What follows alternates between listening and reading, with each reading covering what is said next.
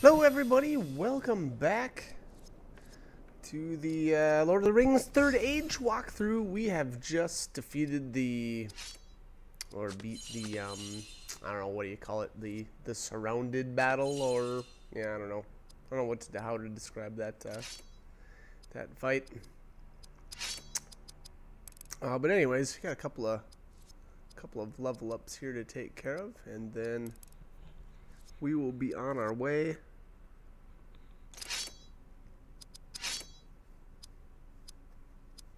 Oh, looks like we got some new equipment too here. I don't think I ended up. Well, maybe I equipped this axe. I'm not sure now. Oh yeah, maybe. Actually, yeah. That looks like a pretty decent axe.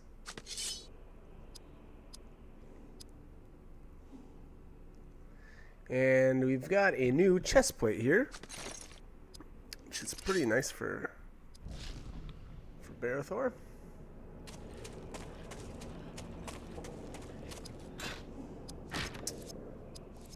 And there's the treasure chest that was just out of reach.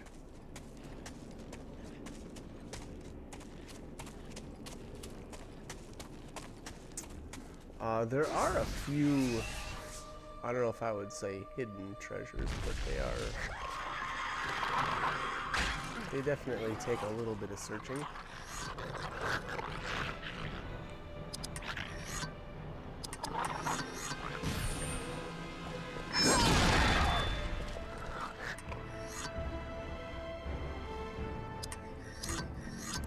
Alright, these enemies here, not too much to say about these guys. We've already handled quite a few of these. There's nothing really new here.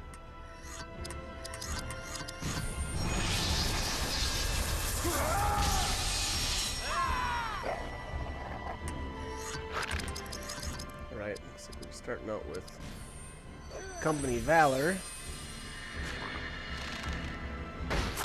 Kind of curious when I started making the switch to I guess my current buff to order. Yeah, that seems accurate. I feel like it really makes a huge difference. It's pretty nice too to not have to, constantly spam items after every single battle or during the middle of, which is one of the good things about, the combination of Might and Fellowship Grace. It just kind of keeps the energy going.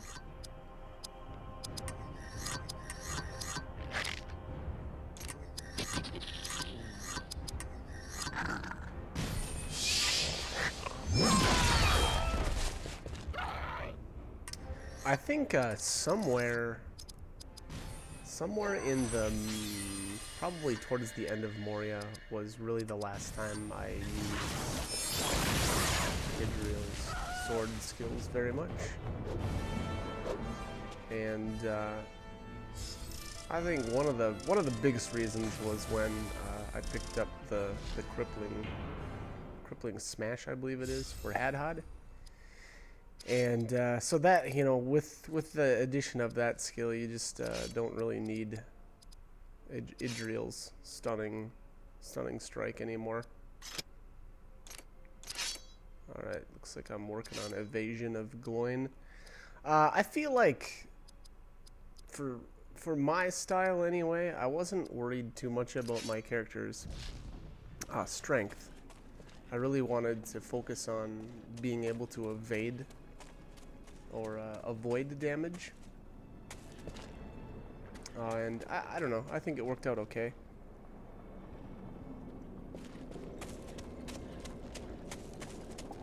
Let's see here. Looks like we've got a forced fight coming up here.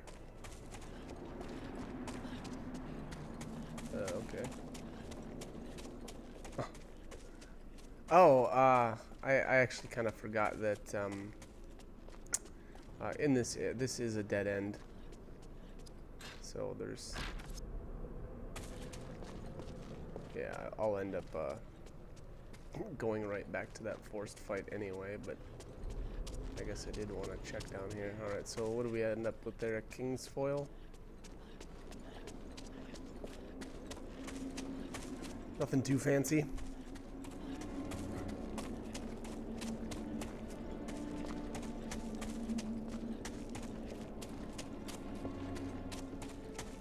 Alright, let's take care of this battle.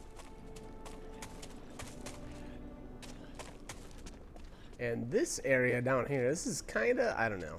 I don't know if you can consider this hidden, but this is definitely tough to find back in here.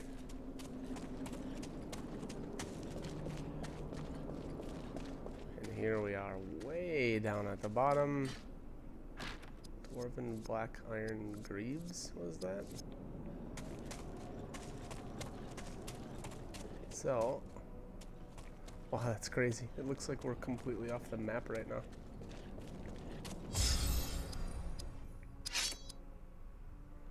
Alright. 1 speed, a little bit of armor, not too bad. I'll take it. Take what I can get.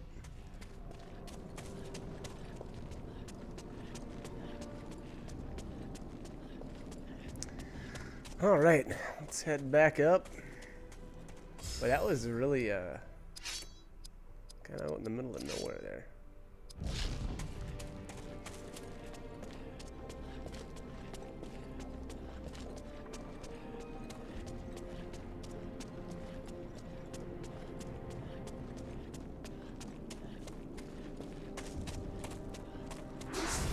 There it is.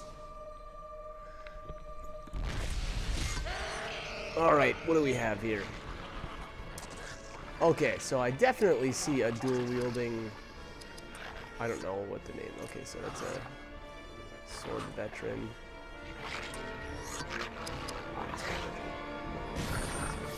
Okay. That is their team. Yeah, okay, there is 2 of them. Okay, so the Moria Goblin Sword Veteran. These are the guys I have referred to a couple of times now. And they have an ability called Stun Strike, which I guess you did not use there, but the annoying thing about Stun Strike is that it stuns you. If that wasn't already obvious from the name. And what that's going to do is essentially it's the same way, or it behaves the same way as Idril's. So if you get stunned, that character that is stunned will stay stunned until the enemy, whoever stunned them, takes his action, unless you do something like haste to your party member or something like that. So in order to avoid that, you really want to use Stand Fast. And that is one of Barathor's leadership abilities. That will make you completely immune to stun effects for the duration of battle. So, again, you know, hopefully you've got that already. If not, that's okay. You know, just try to either keep these guys stunned instead. You know, so kind of fight fire with fire. Or, you know, if you've got Sleep Arrow, definitely sleep one. The same. I've actually said it a couple of times with the Goblin Archers. They're just really not a threat at all. So, you know, worry about the other guys really before you the Archers. They do very minor damage and they don't have any, you know, decent skills. So.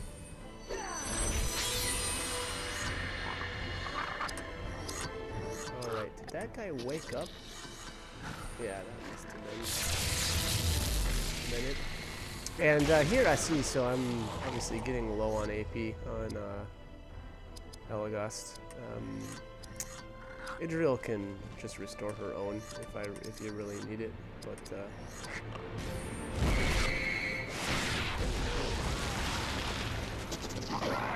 man, it's so weak right now. So the problem with Flaming Fury right now is Hadhad has basically no points into his spirit at all. Because I'm still trying to get his speed up to everybody else's, and then combine that with the fact that that ability is a lot like Idril's Loudwater Fury, in that it takes a really long time to kind of like recharge after using it. So you know your turn won't come up again for quite a while after using that. So you know it's almost doubly painful. It's actually extremely weak right now because his spirit is so low, and then the recharge time is really long. So again, I guess I don't know if I would recommend using it right now. You can if you're trying to get spirit or trying to work on your spirit powers.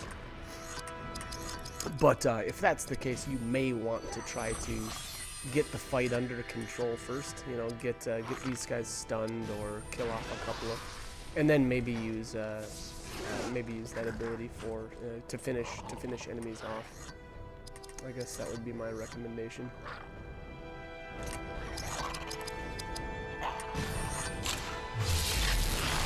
Alright, and I see Elagast has Crippling Shot. So from here on out, we will definitely be taking advantage of that quite a bit. I mean, in all honesty, that skill is really overpowered. There's no other way to put it.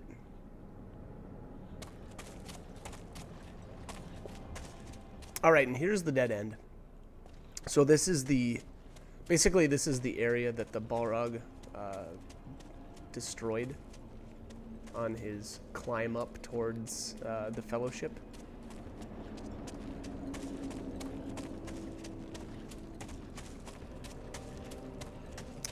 And I think we've got all the treasure chests. Yep, we already went down there. So we don't have to worry about heading down there again.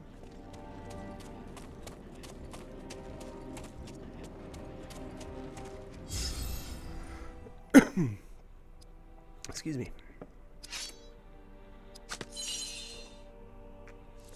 So there you can see I have a ton of King's Foil made. I would say the majority of that was crafted. You know, that being said, there's a lot in treasure chests, but I don't think you can get 91 out of treasure chest. Maybe over the course of the entire game you'll get that many out of treasure chests, but anyways. Alright, what do we have here? Just 2 archers? Is that it? That's weird. Maybe I feel like I may have missed an enemy or something here. Alright, nice. Sparathor learns Citadel Rage. Oh, I guess now that but this may be a good time to talk about it. So basically, any action that you perform on an enemy will wake them from sleep. Stun, on the other hand, you can still perform enemies and they'll stay stunned throughout that. So it's kind of a nice, I guess, aspect to it. The sleep, though, the one, I don't know, cheesy thing about sleep, I guess, is that normally when you hit an enemy, like with, we'll just say like Dwarven Cleave, here's a good example. If you hit an enemy that's sleeping with Dwarven Cleave, it wakes them up and they immediately will take an action. And I believe that goes for any type of action that you perform on them, other than a crippling action that deals damage. That may seem like a bit of a mouthful, but later on we will actually get a crippling attack that doesn't deal damage, and that will not wake enemies up. So again, if you wake an enemy up with a crippling attack like Crippling Smash from Hadhod, or crippling what's Elagast? Crippling Shot. So if you wake an enemy up using one of those skills, they won't get an action right away. So that is the one really cool thing about waking up sleeping enemies. And that would be how I would recommend waking them up. That way you don't just get smacked in the face right after you wake them. Imagine that, enemies being angry that you wake them up. But anyways, One other kind of cool thing about that is that I would almost say that stun is a lot like the slow. I don't know. Again, yeah, I guess I spoke about this in one of the other videos, so I don't know how much more I need to go over it. But the stun isn't, or the slow isn't really what I guess I would typically think of as a slow. But I feel like the slowing type attacks as well as the stunning type attacks kind of work the same way, in that they will delay the actions of the enemy until a set amount of time, essentially. The things that can kind of affect that are, number one, haste. So if your characters are hasted, they'll get even more attacks in between there. And then, I guess, slow as well. I guess, I mean, it works in reverse as well. So if your characters get, because the enemies will get crippling types of attacks as well. I don't know if any enemies get haste. I'm trying to think. I think there's some troll drummers that will cast haste on their allies, so that could very well come into play as well. But again, so just, I mean, think of it the same way. You basically, if you get hasted, you're gonna get more turns in between the enemy's turns, as well as essentially your own characters. So that can come into some interesting ways of learning skills and whatnot. And what I mean by that is, oftentimes you'll find you want to level up a skill. We'll just say crafting items is a good example. A lot of times you just want to craft those items over and over and over with one character, and not have to monkey around with your other characters, I should say, actions. And one of the ways you can actually do that is by actually having them retreat from battle. So at the very bottom, you have an option to retreat, and that'll just make your character leave combat. Now, I believe if you make everybody retreat, actually, I don't know if I've ever really done it. I don't think I've ever had literally everyone retreat. And in some battles you can't. I believe the only ones that you can actually retreat from are the random encounters, not the fixed encounters. But anyways, what you can do then is have those characters that you don't necessarily want in the battle retreat, and I would not recommend doing that until you're down to like one enemy, and either have them sleeping or crippled or whatever have you. And then I would also recommend that you haste that character so that they'll just get more turns naturally than the enemy. But then what you can do is just spam that command over and over. You again, depending on which way you go about it, a great way to do it is actually if you've got Elagos sleep arrows, and if you've got lingering sleep. Now granted, that won't be until much later on in the game, but once you do get that, you can keep enemies sleeping indefinitely. And so when it comes to things like crafting items, since you're not actually interacting with the enemy, you're not going to wake them up. And you could literally just sit in battle and craft and craft and craft until, you've crafted everything you wanted. So, maybe I'll do a little video on that one of these days, and just show you guys some ins and outs, I guess, of the, learning skills. There's some that there's just not really any good ways to get around it. Hadhod's axe craft skills come to mind. Really, anybody's, anybody that has a physical attack. I guess there is one exception that I can think of, but for the most part, those abilities are just kind of a pain in the butt to have to learn, because you're going to be damaging the enemy. Now, the one kind of cool thing that you can do though is equip yourself with a really, really weak weapon, like initial equipment works. And that way you can spam those same abilities on your enemies over and over, and you'll do less damage, so you won't kill them so fast. So that's one way to do it. I don't know that I would say that I necessarily like that way, because I would rather just you know, defeat the enemies and kind of keep going.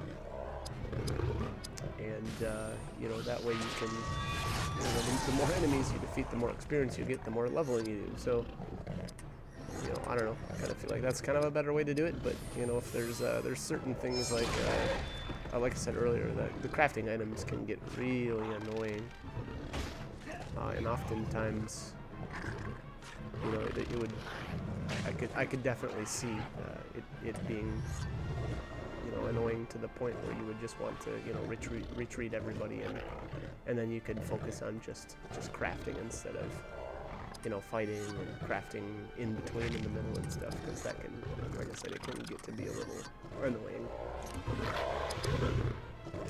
But anyways, alright, so how are we doing in this fight? Not too bad. Looks like you got two goblin archers, which, you know, again, these guys pose no threat whatsoever, so I know the wargs can do a little bit more damage. I wouldn't say that they're, you know, too terribly difficult, or they hit too hard, but that being said, I wanted to avoid the damage from them anyway. So, I slept one, and then once Elagast finally got his turn again, it looks like I slept one of the goblins, and it's kind of looking like I've kept this guy on the left perma-stunned with Idril. Nice. Alright. That was a good chunk of damage there from Barathor. That's kind of rare that it's rare for me to see him using skills like that. Normally I don't do much actual attacking with him.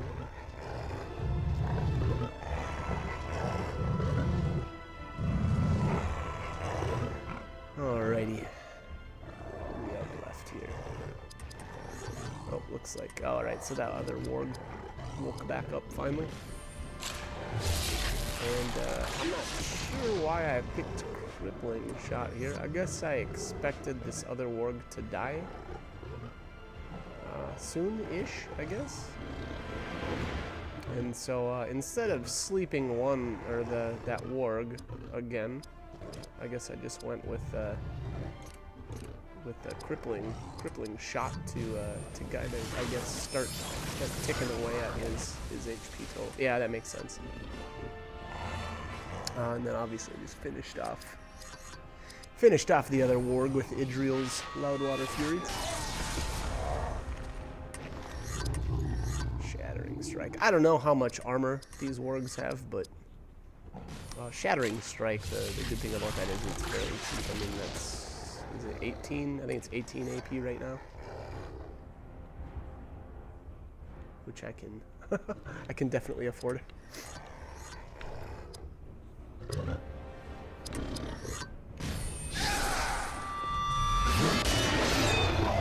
Alright. Yeah, Barathor's going to town. Barathor don't play around.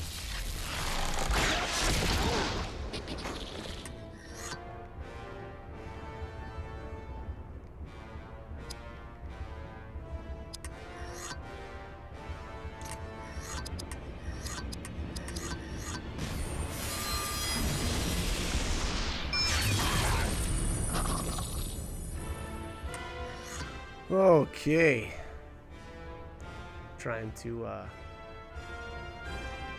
kind of dual task here and trying to doing some random fights as well as do the commentary for this at the same time. So if you notice me get quiet for a little bit, that's why, unfortunately. Try to stay focused, but sometimes you gotta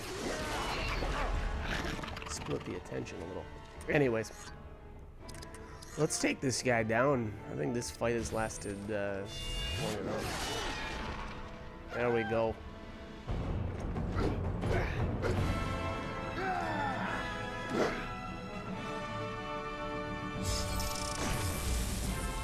Alright, level up for Hadhod.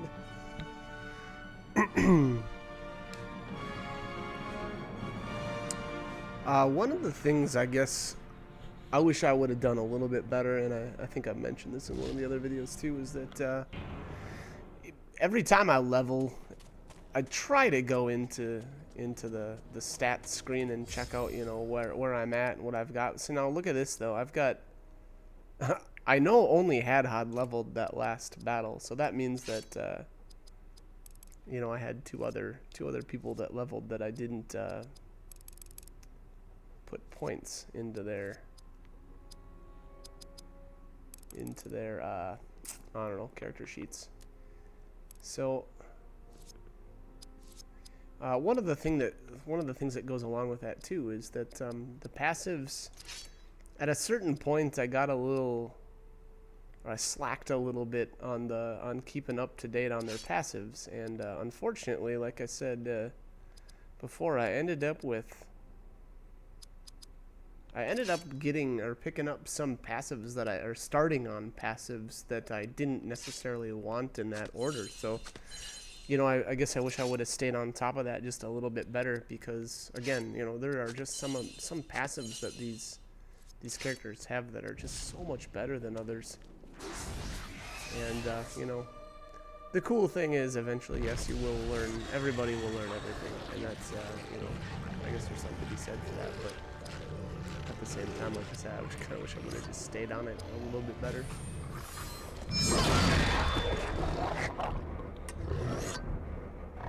All right, what do we have here? Worgen 2 archers. All right, nothing too difficult here.